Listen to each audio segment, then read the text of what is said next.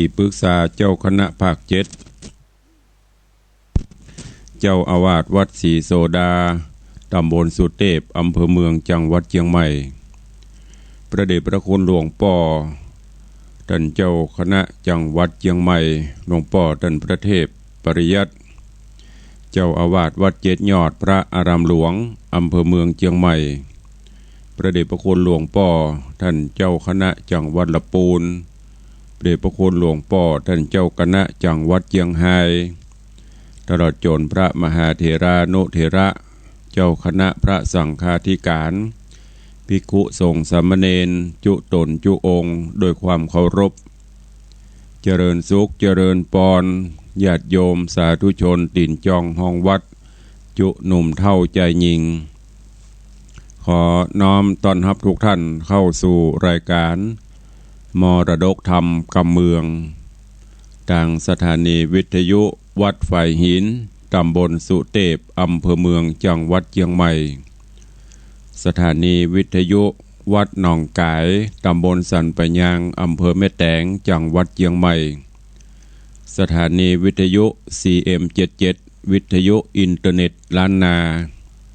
สถานีวิทยุพระพุทธศาสนาจังหวัดเชียงไฮ้ตลอดจนวิทยุชุมชนเสียงตามสายหอกระจายข่าว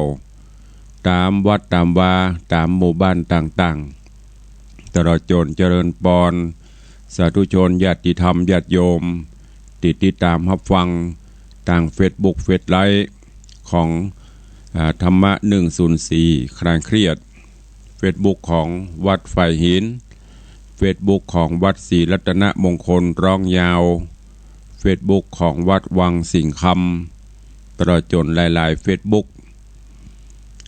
ที่ได้ร่วมกันเผยแพร่ลิงก์สัญญาณ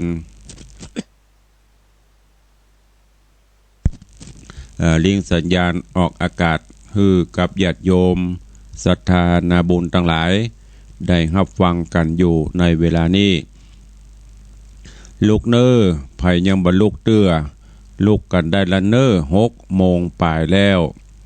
แสงเงินแสงทองจับขอบฟ้ารุ่งอรุณวันใหม่มาถึงแล้วนกหนูกาไก่สัพพะสัตว์ทั้งหลายออกเลาะเสาะว่าหากินเฮามนุษย์เดินดินก็ต้องตื่นขึ้นมาทำกิจวัตรส่วนตัวไหวพระนบธรรมเตรียมตนเตรียมตัวเตรียมกายเตรียมใจที่จะต้องประพฤติปฏิบัติภารกิจหน้าที่แต่ละวันของเฮาอันเป็นกิจที่จะต้องปฏิบัติบางท่านก็อาจจะตื่นแล้วลุกแล้วอีพ่ออีแม่เฮานี่ตื่นกันเจ้ารับพ่องตื่นพ่องรับตื่นตามวัยสังขารตื่นมาก็ได้ฟังน้ำฟังธรรมเอาศีลเอาธรรมเป็นสรณะเป็นที่เปิ่งที่เคารพเน้อวันนี้ก็มาฟังกันต่อในเรื่องของธรรมเทศนาช่วงหลังนี้ก็ได้เอาธรรมผูกเดียวจบเรื่องเดียวจบมาเทศนาฮือญาติโยมทั้งหลายได้รับฟังกันวันนี้ก็มาฟังธรรมเรื่องสังเวชคำสอนหรือธรรมะสังเวชก็จะเทศนาเกี่ยวกับการเป็นอยู่จาติมรณังอย่างมุเนี่ยหรืออนิจจังทุกขังอนัตตาอันเป็นเรื่องใกล้ตัวของเฮาทั้งหลายที่จะต้องนำไปคิดพิจารณาใจในการดำเนินชีวิตประจำวันฉะนั้นเชิญท่านทั้งหลายตั้งอกตั้งใจรับฟังณโอกาสบัดนี้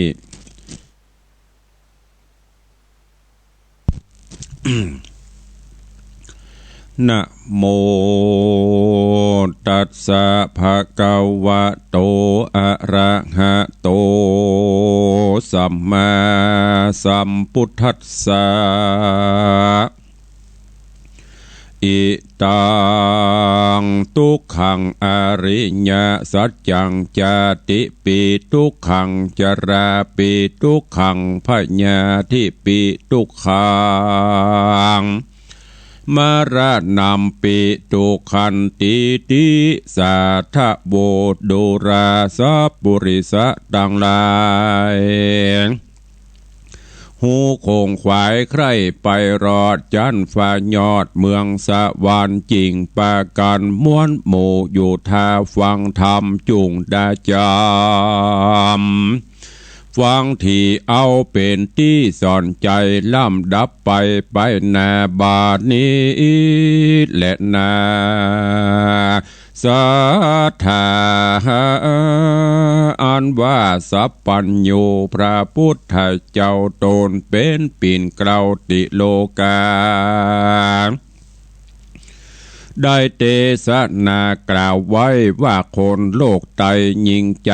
อันเวียนตายเวียนเกิดอยู่ในโลกย่อมมีทุกโศกนานาย้อนกิเลสตัณหาปาหื้อเกิดได้ไม่เดือดเครื่องขีทุกนั้นมีหลายแหล่ตัวใหญ่แต่มี3 ประการคือกามตัณหาปาปานมักใครใดเหือใจมักไฟอันดีอันงามตัณหาตามบ่หยุดย่อนบ่หูผ่อนวันยาม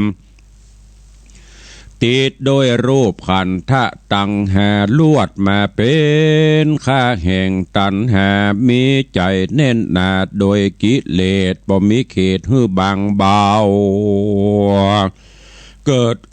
กิดความมัวเมามากมายหลายสัมตุกยากพรำแก่นกล้าแข่งขามตันหาตามเน่งหนีบห้อนให้รีบเลโรน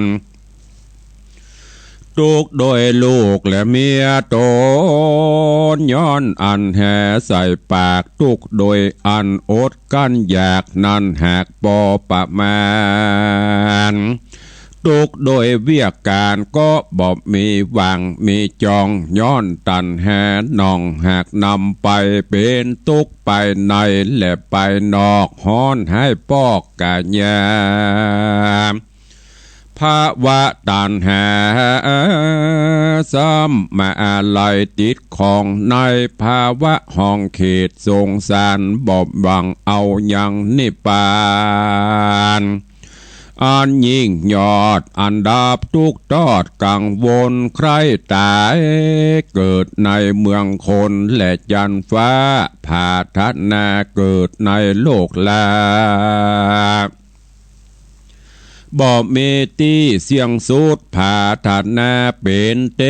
พบุตรและอินพรหมทิพเทศเป็นผู้วิเศษจักรวรรดิราชราชาผาทานาด้วยตัณหามักไฟมีใจใครใดโภกะสัมปติตังลายวิภาวะตัณหามาหื้อใจหื้อเสียใจและเศร้าโศกเกิดความวิปโยคโดยโลกธรรม8 ประการเมื่อยามได้ทุกผ่านก็เกิดว่าตายจากสงสารเสียดีกว่าเหตุบ่ฮู้ว่าโลกแน่หากยังมีเข้าใจว่าตายเป็นผีดับวอดเมียนมวยมอดบอกกลับเกิดทีโลนเข้าใจว่าโลกแน่สูญเสียเปล่าวิภาวะตัณหานั้นเราก็เป็นดังอุเฉทิฏฐิโกอันดันป่าหือเกิดจากตุกยากเช่นใดบ่ภาษาจากก็หากบ่ปนโลกสงสารบ่หันหนตั้งนิพพานยอมเกิดตายสัพพุริสาตังหลายอย่าได้ประมาทจงปากันหาโอกาสกระทำบุญสร้างกุศลไว้ไปนะเ คือมีศีล5ศีล8ประการบริจาคทานไปบอกขาดก็จักโป้นบ่วงบาทแห่งพญามารส่วนว่าทุกในสงสารสังขญาอ่านนับบทใดเป็นทุกเลี้ยงใส่ทุกค่ำเจ้าวันยามเป็นทุกติดตามขันทะตังแหบ่หูเป่งนาไม่ใจเป็นทุกในอันใดเลี้ยงลูกและผัวเมียอาสรายการอยู่สุขทุกข์กู้โดยการเข้าของหาบทดันตามมักไฟกึดใครได้สามบ่สมความปรารถนาตนก็แสนเวทนาทุกจนแต่เล่าแง่เมื่อมีลูกมีเต้าก็ดูเลี้ยงยากนักหนาแง่เมื่อลูกผาสูดออกมาก็ดูว่ากิเลสจะมากเหลือหลายส่วนว่าร่างกายผู้เป็นแม่ก็เต็มไปด้วยเลือดและยังคลายเหม็นสาบโอไปสลาบเหงื่อใครอาบจุวันคืนผ้าลายทายลายพื้นซักฟอกเลือดยางออกบ่หยุดยามวาน แม่ก็มาแสบคันก็มีพร้อมเสียงหน้าตาบอกเกลียงเปิดเหลืองไปเลือดอย่างใครก็ข่าวเหม็นบูดคนเฮาเมื่อผ่าสูดก็แสนลำบากดังจักวำวายหายใจได้ดามวยมอดกำลังตอดลืมคิงตาดำพิงกำซาเอานั่งเติกเต้าอิงฝากันลูกผาสูดออกมาก็เป็นการได้ปกได้ปอกเอาผ้าอ้อมออกตื่นยางลูกน้อยขี้เยี่ยวเปียปังลำบากแม่ก็ได้ไปซักตาเก็บผลไปมาก็ว่าเป็นทุกขาอันหนึ่งแต่โสดนับว่าเป็นโทษแห่งสงสารซ้ำมาอดกันอาหารกลัวพิษแผกเป็นพญาติหอนแรกบ่หยุดย่อนกลัวพิษกับลูกน้อยอ่อนเป็นพญาตินานนาแม่ก็มาจำเป็นได้อดสากันอยากกลัวลูกน้อยหากจักเปียพอม ได้อาทรซ้ำบ่ได้รับนอนพักผ่อนยามเมื่อลูกน้อยอ่อนร้องไห้ก็จำเป็นได้พอเล็งหาล้างเตื้อก็ตาละกาขี้เยี่ยวตาแปดผาล้างเตื้อก็กลัวหมดแมงกล้าเหือดหายคบเนื้อในลูกอ่อนแม่ก็เอาผ้าผ่อนมาปกงำกอยมาโยบกำหอบโอมเอาสองมือมาตุ้มกินยังนมเป็นตุกทองถมแต่เล่าตุกไม่เก่าถมทองส่วนพ่อและแม่เจ้าทั้งสองบ่ได้ก็บ่ได้รับนอนพักผ่อนก็เพราะว่าลูกน้อยอ่อนกวนคุยย้อนกามตัณหามีป่าฮือเกิดตุกไม่เดือดในสงสารตุกแม่ปามานและผาสูดออกตุกได้ปกได้ปอกพอกอยดู ส่วนว่าสันตรูก็มีบ่อไรคือเป็นเจ็บไข้ได้พญาติโรกาไล่กันมาถูกต้องคือมาเป็น เจ็บต้องเจ็บหัวตามืดมัวบ่แจงตามปิมแป้งกำหากปามาเป็นขุมขังยาบ่หูหายเป็นตานขาโมยลายเป็นสร้างหูบ่อเป็นขะยือมองข้อกัดฝืดเป็นต้องอืดเสียบกัดปลายหน่อยเป็นวัดจำไอเมื่อยไข่ล้างเตื้อก็ให้ถามว่าเป็นสังจาเด็กน้อยตาลากาก็บ่จ้างปากเป็นตุกยากโดยอันเลี้ยงลูกย้อนตันหาผูกปามาการบ่เสียงตันหาตัวตุกยากก็บ่โป้นจากต่างตุกโดยง่ายปอแหน่งนายสืบกันไปยาว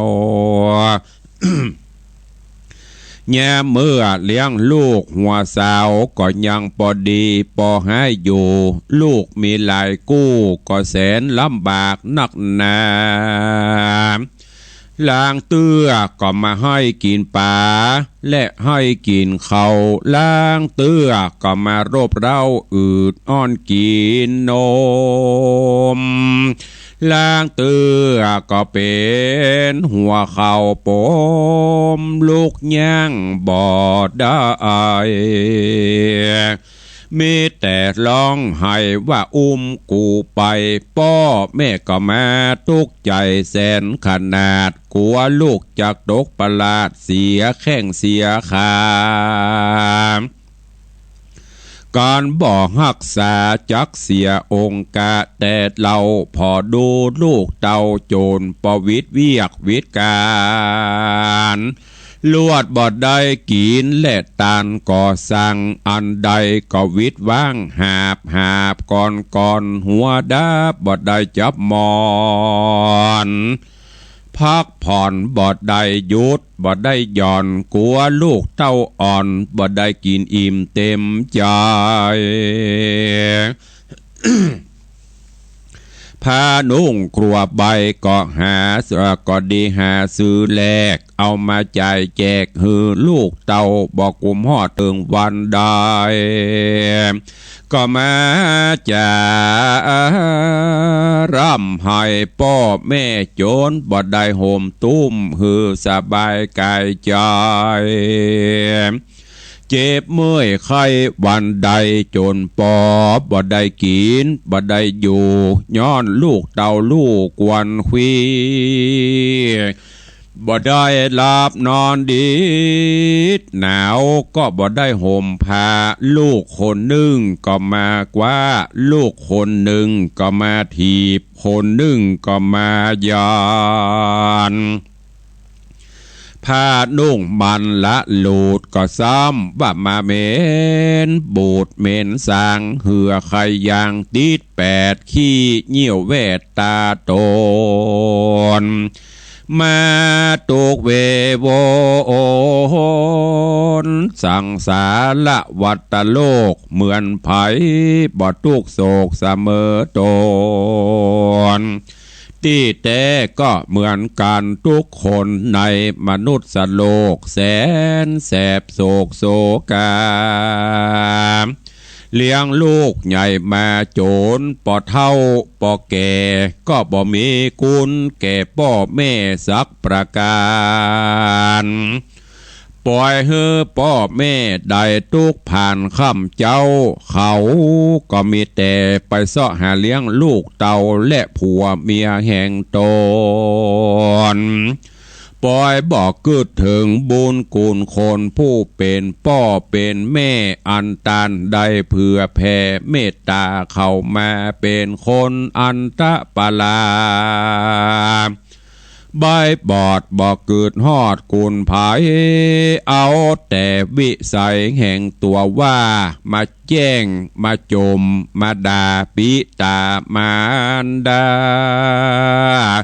บ่โหสะแหวงหาเลี้ยงดูต้องปากปล่อยหือพ่อแม่ตุกยากอนาถา แม่นพ่อแม่เป็นพญาธิโรกาเจ็บป่วยบ่หูรักษาช่วยหายุกยามาใส่เลี้ยงลูกเต้าฮื้อใหญ่ก็บ่เป็นประโยชน์นะสักประการก็เป็นตุกับสงสารเสมอภาคตามกรรมวิบากแห่งภัยมันและนาโบเปกะโบเพจากะตะปุญญาตาอันใดกระทำบุญมาปังก่อนบาปบุญนั้นบ่หอนไปไหนจากติดตัวไปทุกญาติเหมือนหมาไล่เนื้ออาจติดตามตังแล้วก็มาสวะวางเสียด้วยง่ายเจนใดบ่ได้เข้าข่ายมหาเนรปานเตียนยอมตูกูเตียนยอมตูกับสงสารเสียเตได้มีแต่ทายกำเนิดเวโวนหลังจากก็ได้เกิดเป็นคนจนลำบากพญาติหากมาเบียนไตตามเป็นโรคไข้ป้างมาเฮงปุ่มหลามต้องใหญ่เจ็บป่วยไข้บวมปองและลงเลือดเป็นบาดเดือดเมาไปเป็นสารในขี้หิดลิดสีดวงตวนลำใสลำบากใจปอประมาณ เป็นลมกาเป็นลมการออกดอกเป็นตุ่มออกในปุ่มเป็นสางสุ่มเปียง่อยเจ็บป่วยใหญ่น้อยไปหน่อยใส่ยาอันใดก็บ่ถูกเจ็บปวดดูกในเอ็นเป็นโรคเป็นเน็บเย็น อัมมาพฤกษ์อัมมาพาตเป็นขี้ราดสองกองเป็นคอปองโรคติดต่อบ่มีภัยพอดนอนอยู่ได้เป็นลมตาลายและดำมืดหายใจฝืดวิวเป็นตะคิวและว้องละอากเป็นขี้ขากเสี้ยนติดลำคอเป็นฝีต่อในลำสายกินสังบอดใดปั่นไปมาเป็นเจ็บตาและปวดเขียวเวลาเมื่อกินเกลียวก็เป็นขี้มูกและน้ำตาอันสัปปะโรกาอันนับสังขยาบอดได้ย้อนตันหาไม่มาจับจำย่างเตียวก็สะเลสลำเต้าลมเป็นบ้างโงมเมาเวียน แอวหากินเลี้ยงข้าพ่องก็หาพ่องสปายโถงหือใดถัดลงยังวิบากอันตนหากใดกระทำมาพ้องก็มาเป็นหูตาหนวกบอดบ่แจงหลอดได้หูและหันสังเป็นทุกขังไม่มาดอันว่าสัพพะพญาตนาบ่ใจภายเอามาปั่นฮือเฮาหากว่าเป็นแต่ตัวกะตามเอา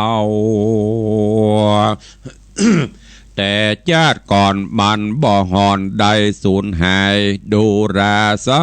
ปุริสะตั้งหลายหนุ่มท้าเอา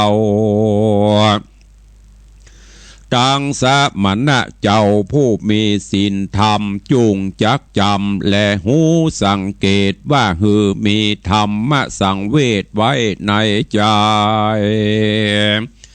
พิจารณาไปฮือแจ้งทีเพื่อเอาเป็นที่เบื่อหน่ายอย่างโลกสงสา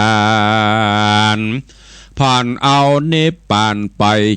ใจเพื่อหือใดสวดสดีเล็ดนาแถมประการหนึ่งอันเฮาได้เกิดมา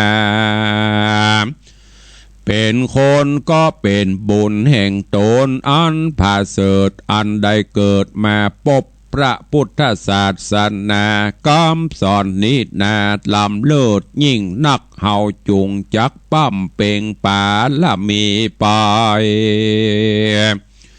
ตัดบันใจเอาเป็นวางอย่าได้ละห่างจากศีลธรรมฮือไว้นบขบยำตั้งวันค่ำเจ้าร่ำเปิงเถิงกุลพระพุทธเจ้าว่าพุทโธเมนะโธจุลมหายใจเข้าออกเปื่อจักได้ซักฟอกมันละมนตินฮือได้หากินโดยอันโดยต่างอันชอบมีอันประกอบโดยสัมมาอาชีวกรรมมีการกระทำซื้อขายจ่ายแลกบ่หือพิษแผกเสียจากศีลธรรม เว้นจากมิจฉามินิจจกรรมอันเป็นบาปฮือหากินโดยสุภาพตามกองดีโดยกาสิกรรมมีการเพาะปลูกโคปาละกรรมเลี้ยงวัวควายเอาลูกใจตังเพื่อไทยพาณิชกรรมไปโดยต่างจอบฮือประกอบโดยสุจริตธรรมเว้นจากอากุศลกรรม10ประการได้หักษาศีลฮือตานไปใจหักษาอินทรีย์ไว้ฮือสะอาดอย่าได้ ลักลาดเอาของผู้อื่นอย่ามีใจจื้นเอาตังจู้กาเมอย่ากล่าวกรรมหันเหจุไล่ตานอย่าได้เกิดอ่านไปต่างหม้อกล่าวกรรมสนสอถอยไรเป็นกรรมเยาะใหญ่ว่าเล่นฮือด้านเต้นตกใจอย่าได้ไขกรรมหยาบกรรมบอสุภาพฟันแต่งจากรรมแข่งถอยไล่กล่าวกรรมสวกรากาลีกรรมบอดีอย่าได้กล่าวจักเป็นบาปหัดเฮาและเวรกรรมอย่าได้ผิดจากกองธรรมพระพุทธเจ้าปาฮือจิตแล่นเข้าตังมิจฉาทิฏฐิได้กระทำบอดีพยาบาทปองอาฆาตตือเวรฮือได้กระทำเปลี่ยนไปอย่าได้ขาดฮือปนบ่วงบาทกามตัณหาอันแน่นหนามืดเศร้าบ่หูจักศีลธรรมพระเจ้าว่าเป็นของดีมันจ้างกวนคุยผามั่งใจฮืดลงไหลแต่การงานต้านจักจวนไปกินไปตานจำศีลพ่ายแพ้ก็เต้าอ้างแต่ว่าข้ามีการอันใดก็ปอประมาณบ่พร้อมไข่การน้อยใหญ่ก็ซ้ำมีลายมันบอกเกิดถึงความตายอันจักมาฮอดตัวจักได้ตอดละเสียแม่นลูกผัวเมียและเข้าของแม่นจักมีโถมท้องหรือมากน้อยก็กลาดกลาดก้อยเอาตัวไปบ่ได้เต้าละไว้กับโลกหือลูกหลานบริโภคแบ่งปันกันสัมปติจุอันก็นับสูญเปล่าบ่เป็นประโยชน์อันใดเล่ากับตนตัว แยมอยู่เป็นคนก็สร้างบาปใจใจไปลุนก็เอาไม่กินแหน่งใจปูกะลาผู้ได้ได้ยินได้ฟังยังคำสอนพระพุทธาอ่านได้เตดเป็นธรรมสังเวชโบราณแม่นใครสุขเจยบานไปนะบ่เฮือตกถอยจ้าเมื่อไปหล่นฮือรีบกะตำบุญอย่าขาดมันเข้าอาวาสฟังธรรมฟังแล้วโจจำจ่อเอามาปฏิบัติต่อกรรมสอนบ่เฮือลุ่มดอนสะเมอภาคก็จากโบนจากต่างทุกได้เถิง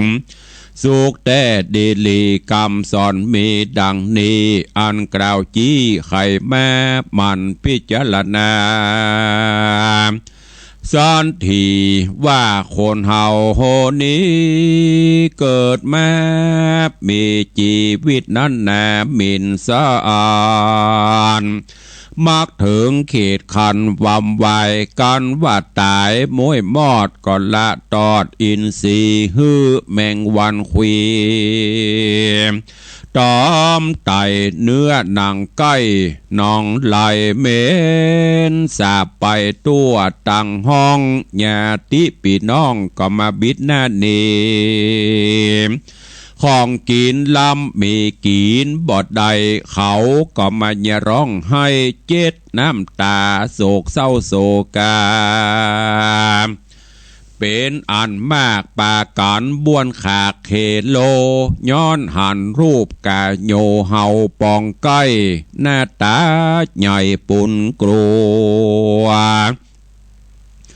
ตกลอดกองหลัวป่าจ้าไฟแดงกระสุมใส่ไฟกองใหญ่เผาโลนเนื้อหนังตนกำเสาไฟฟองเอาออกออลายปูนสร้างเวจาเหลือขนาดอันธรรมจาตหากมีมาเป็นธรรมดาแห่งโลกสงสารภัยอย่าอาจหันว่าตัวดี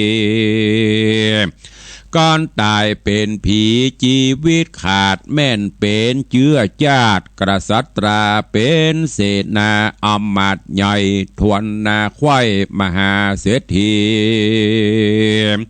คนตุกคนจนมีจุผู้ย่อมเปื่อยเน่าอยู่เสมอกันบ่มีวันพ้นจากความตายการเขาเผาสรีระร่างกายเฮาเมียนเสียงเขาก็ปากันมากินเลี้ยงอยู่เฮือนตนป้าเอาฝูงคนหมู่หนุ่มเทามากินลาบและเหล้าเมาไม้ตั้งยิ่งใจน้อยใหญ่กันเสียผีแล้วไม่3 วัน 7 วันเขายังปะกันโศกเศร้าก็ยังไปตานขันเข้ากะตำบุญแห่การรอดวันลูนมาไปนาเมินนานเขาก็ลืมกว่าบอกกึดฮอดจักกะตำบุญตอดตัวเองหา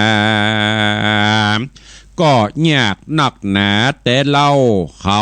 ก็มาลืมคนเก่าหายสูญบอกกึดกำนูนพูดตายไปนะอันว่าคนโลกลาโลกีย่อมจักมีเป็นดังนี้ดังกล่าวจี้ไข่แม่มูลลาศรัทธา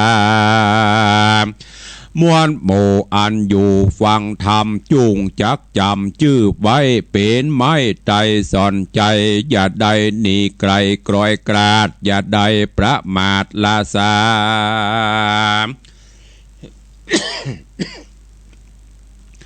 รีบสะแหวงหากุลกองดีปฏิบัติธรรมมีไปใจอย่าปรุงใจไว้หือคนอื่นว่าเขามีใจจื้นกะตำบุญมาหาเขาจักล่ำเปิงหาคนที่ตายจากอย่างเมินมากก็ขวบปีไปตอนนั้นก็หายกว่าจอยบ่มีไผกล่าวถอยถามหาแลดนามนุษย์สาอันว่าคนยิ่งใจมวลหมู่อันเกิดมาสู่สงสารจักมีอายุยืนนานนั้นสายก็บ่ถึงได้100 ปีพันปี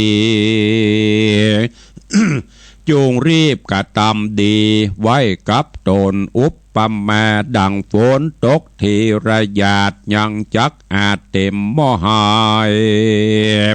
โอปะไม้แถมหนึ่งดังพึ่งและแมงปูจนละทาเนอ่านอยู่ที่ไกลก็อดสาหะไปบินจรหาเอาเกสรดอกไม้ติดแข้งขาดใดหลายโหนแปลงห่างต้นอยู่สันใด ดังเฮาทำบุญไปเตือดหน่อยบุญจักก้อยมีลายฝึกหัดกายวาจาใจปฏิบัติไปติดต่ออย่าเกิดหม้อเอาเบาว่าตนตัวเฮายังหนุ่มเนื้อนางจุ้มมีบันยังบอดตันแก่เท่าพญาตบอกเขาเบียนคุยยังบ่อตายนี้กรอยกราดกันว่ามัจจุราชมาตันได้ตายดับขันมวยมังจากโลกกว้างสงสารบ่ได้หือตานและจำศีลดังอาจีนกึดไว้บ่หอนได้กระทำดีป้อยตายนี้เสียก่อนละจากบ่อนเมืองคนจะโยมพิบาลโตนอาจกล้าก็บ่ไว้หน้าป่าไป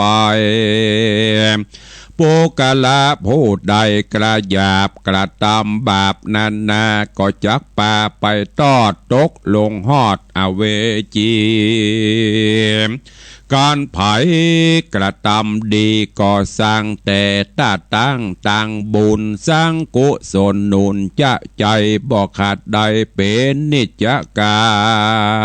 รจะโยมพิบาลก็ป่าไปฮอดสู่ยังติอยู่เมืองสวรรค์ดังรับฝันแล้วตื่นได้โจมชื่นวิมานคามบ่มีตุกนำสักเตื้อได้สุขอยู่เมื่อวันยามและนาตัดสมาเหตุนั้นเราคนหนุ่มเทายิงใจผู้คงขวายใครไปรอดอมตะยอดกะเสมสีจูงเว้นหนีกรรมบาปอันกระหยาบโจมประการมันหือตานอย่าได้ขาดอย่าได้ประมาทเสียศีลจักดังอาจินเกิดไวโสมักไฟใจหมายได้ผ่านภายไปรอดจันฝ่ายอดเนลปานก็มีโดยประกาศดังกล่าวมานี้แหละนานิธิตังขีญาสังวันนาวิเศษจะห้องเหตุยังธรรมะสังเวทกรรมสอนก็บังโกมสมเรศสเดช ญาติโยมศรัทธานาบุญทั้งหลายได้สดับตรับฟังธรรมเทศนาสังเวทกรรมสอนได้นำมาเทศให้ญาติโยมทั้งหลายได้รับฟังกันในวันนี้ก็เกี่ยวกับเรื่องในตนในตัวของเฮาเนี่ยจาติมรณะ หรืออนิจจังทุกขังอนัตตาคนเฮาเกิดมาโดยบุญบารมีจึงได้มาเกิดเป็นมนุษย์หรือว่าได้มาเกิดเป็นคนก็ให้มันสร้างบุญกุศลไว้อย่าได้ประมาทในชีวิตในความเป็นอยู่อย่าได้ประมาทในวัยปัจจุบันยังหนุ่มยังน้อยอยู่มาสร้างกุศลคุณงามความดีเมาก็อยู่ในโลกโลกีด้วยความสนุกม่วนเล่นเมื่อวันนั้นวันหนึ่งคือวันตายมัจจุราชความตายมาถึงภัยเราจะคืดถึงคืดเติงเฮานอกจากตนตัวเฮาต้องสร้างไว้อย่างปนว่าอัตตาหิอัตโนนาโถตนเป็นที่พึ่งของตนเฮาก็ตั้งสร้างสมบูรณ์ไว้ที่เฮาได้มาเกิดเป็นคนก็เพราะบุญเก่าปังหลังเฮาเมื่อเกิดมาปบมาปะแล้วก็เฮือสร้างบุญเติมบุญใหม่เติมตุ้มเติมเข้าไปเนอะจะไปประมาทจะไปว่าเฮาหนุ่มกำอยู่ปุ้น90-100จะตายมันบ่แน่อย่างเฮาไปงานศพงานสากพ่องก็หนุ่มกว่าเฮาพ่องก็เต่าเดียวกันพ่องก็แก่กว่าเฮามันบ่แน่อย่างที่หันมาตายไปแล้วยังได้ทำเปิ้นบอกตะเกียญาติกาพี่น้องก็จะคืนฮอดคืนเติงหาอย่างเมินอย่างจ้าก็ประมาณปีปลายจากนั้นก็เริ่มหายไปแต่บัดแต่ญาติโยมทั้งหลายลองคืดพอหรอถ้าเฮาบางเตื้ออาตมาหรือว่าตุลุงก็มาคืดพอป้ออุ้ยแม่มอนเฮาเนี่ยหรือว่าบรรพชนของเฮาเฮาก็บ่ฮู้จักป้อของป้อนี่ฮู้จักอยู่ป้อของป้อไปแหมสัก3ขั้นบ่ฮู้ล่ะเนี่ยอย่างว่าเจนขกูลนับขึ้นตังบนก็ได้ประมาณตึกป้ออุ้ยแม่มอนจากนั้นไปบ่ฮู้ละแล้วเฮาก็เหมือนกันเมื่อเฮาตายไปก็จะฮู้จักหลานเหลนลิดลี่ไปมันก็บ่หันเฮาแล้วไผจะมาคืดหาเฮาถ้าลูกตายไปแหมซะยิ่งอันหลานอันเลนอันลีดอันลี่หายบ่ฮู้จักอุ้ยมอนอุ้ยแม่นล่ะเพราะฉะนั้นจะไปประมาทเน้อสร้างบุญกินบุญทานปั่มเปงไปตามอัตภาพของเฮาเถอะแล้วเฮาก็จะมีความสุขที่สำคัญเอาศีลธรรมกรรมฐานบ่ต้องไปเบียดไปเบียนต้องไปอิจฉาคอยนวลไผหันเปิ้นมีบ่ต้องใครได้หันเปิ้นขี้ไล่ก็บ่ต้องดูแควนบาปบุญเฮามันบ่เหมือนกันบุญไผบุญมันกรรมไผกรรมมันเด้อทำบุญกุศลไปเท่าที่จะทำได้ขอฝากไว้กับญาติโยมศรัทธานาบุญในวันนี้ตัวก็เข้าสู่โหมดท้ายรายการเหลือเวลาแถมน้อยก็จะได้ได้ท้ายรายการกับญาติโยมศรัทธาดังที่ได้ปฏิบัติมาเนอะวันนี้ก่อนที่จะได้ได้ก็ขอประชาสัมพันธ์ข่าวสารงานบุญกุศลคือกับญาติโยมทั้งหลายเนอะในวันที่22มีนาคมที่จะถึงนี้ขอเชิญญาติธรรมญาติโยมคณะศิษยานุศิษย์ของพระเดชพระคุณหลวงปู่พระมงคลศิริหรือหลวงปู่ครูบาอินคำอดีตเจ้าอาวาสวัดใจสถานพุทธเจดีย์เก้ายอดอำเภอสระปีซึ่งได้ถึงแก่มรณภาพลงทางคณะศิษยานุศิษย์ได้ตั้งศพไว้แล้วก็มีการทำบุญเป็นประจำทุกปีหรือว่าประจำทุกเดือนในวันที่22นี้ถ้าหลวงปู่มีก็จะเป็นวันครบรอบวันเกิดของเปิ้นอันนี้ทางคณะศรัทธาวัดใจสถานศิษยานุศิษย์ก็ได้ทำบุญวันกตัญญูน้อมลำลึกถึงหลวงปู่เนอะเชิญญาติโยมศรัทธานาบุญไปร่วมบุญกุศลด้วยกัน แล้วก็วันนี้ที่วัดประควายใต้ก็มีงานทำบุญฉลองสมโภชสมณศักดิ์ของท่านพระครูประภาสปริยัติวิมลท่านเจ้าคณะตำบลสันผีเสื้อเจ้าอาวาสวัดประควายใต้ก็เชิญญาติโยมทั้งหลายไปร่วมมุทิตาสักการะตัวเนอใกล้เข้ามาแล้วเนอญาติโยมทั้งหลายในวันศุกร์ที่3 เมษายนที่จะถึงนี้ก็เชิญเจริญปอนญาติธรรมญาติโยมทุกท่านได้ร่วมงานหล่อพระเจ้าทองคำหรือว่าหล่อสารูปพระพุทธรูปพระเจ้าทองคำเนอะที่วัดวังสิงห์คำที่เราได้ร่วมกันมาได้ปีปลายละตั้งแต่ระดมทองคำตั้งแต่ร่วมกันคือจ้างอย่างต่างๆมาบัดนี้ถึงเวลาที่เราจะได้ประกอบพิธีในการหล่อพระเจ้าทองคำขึ้นเมื่อหล่อแล้วก็จะได้สร้างตีประดิษฐานตัวเอง ก็เอิ้นเชิญชวนญาติโยมศรัทธาเนอะร่วมกันแห่มกรรมตามเจตนาศรัทธาที่จะได้สร้างได้แปลงที่ประดิษฐานพระเจ้าทองคำแต่ว่ามีปออุ้ยมอนปออุ้ยเมาแก้วซักบ้านเปิ่นอยู่เจียงแสนเจียงไฮ้ปุ่นได้ฟังมาเยี่ยมลูกเปิ่นที่เจียงใหม่แถวตั้งอัน อย่างก็เนี่ยตั้งห้วยแก้วก็ได้ฟังธรรมได้ยินตุลุงเตะธรรมติดอกติดใจถึงลูกถึงเต้าปนปลากันไข่หันตุลุงกับมาแอวแล้วก็ได้ร่วมโมทนาบุญสมทบทุนสร้างตีแต่นพระเจ้า500 บาทเนอะขอบคุณกับปออุ้ยเมาแก้วซักเจียงแสนเจียงไฮ้มาณโอกาสนี้ตัวแถมเรื่องนึงก็คือใกล้ปีใหม่เช่นเดียวกันเนอะประเพณีปีใหม่สิ่งที่เฮาละกันมาได้ก็คือการตานไม้กำไม้สลีกำโจกจาอาจตาราศีเสริมปรมีอายุ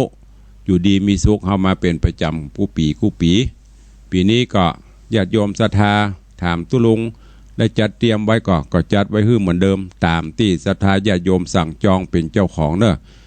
ได้กี่เล่มไผ่สั่งจองก็เอาตามนั้นไม่ได้ทำไว้นักราคา ไม้กำเล่มใหญ่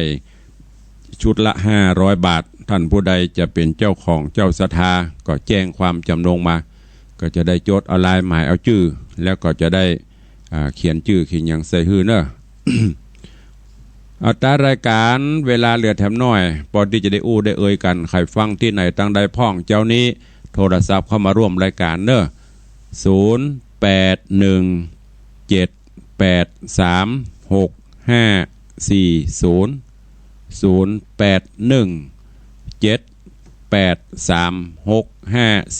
0817836540เหลือเวลาน้อยเดียวเนอะขจายกดเว้ยๆจะไปจ้าตารายการตุลุงก็ต้องตัดสายหมดเนอะถ้ามาอู้กันใกล้จะหมดเวลาแล้วมันจะไปเบียดเวลาของเปิ้ลตั้งแต่ติดจะหมดเวลาแล้วตัดรายการตัดออกหมดละเพราะฉะนั้นใครฟังอยู่ก็โทรเข้ามาเว้ยๆเจริญปอนโยมแม่ปราณี เจ้าฟังอยู่เจ้า ดีใจเจ้าจะได้กราบพระทองคำแล้วดีละขจายมาช่วยกันแปลงแก่นเนอะเจ้าปีใหม่เมษาก็จะได้ไปกราบละขอบคุณนักนะแม่เนอะเจ้าฟังอยู่เจ้าท่านสบายดีเนาะสบายดีแล้วแม่เจ้าเลินปอนเนอะเจ้าขอหายบ่อยๆเจ้าขอบคุณโยมแม่ปราณีพยัคฆ์ไคหพลหนองแต้นสันปะตองสายแรกในเจ้าวันนี้โทรศัพท์เข้ามาร่วมขอบคุณตัวเองใครจะอู้จะเอ่ยตัวเข้ามาเด้อ0817836540เจริญปอนแม่บัวคำฮัลโหลจะไม่กำอันฮะว่าจะได้ก็จะไม่กำอันแม่บัวคำกำปูคา1 อันเนาะเจ้าสาธุนะแม่เนอขอบคุณอนุโมทนาบุญกับโยมแม่บัวคำกำปูคาร่วมเป็นเจ้าภาพไม้กำสลีปีใหม่1 ต้น ก็อนุโมทนาบุญตัวเนอเจ้านี้ได้ละ1 ต้นเจริญปอนฮัลโหลรีวิทยุตัวเนอะฟังจากโทรศัพท์อันบอกรู้เรื่องย้อนกลับไปย้อนกันมาว่าได้ท่านแดงอยู่ไม่จู้ค่ะจองไม้กำจะชุด1เจ้าแม่อย่างก่อแม่แดงเจ้าแม่แดงนามสกุลยังไงนามสกุลอินทรเจ้าอินทรเจ้าแม่โจเนาะเจ้าแม่โจสันทราย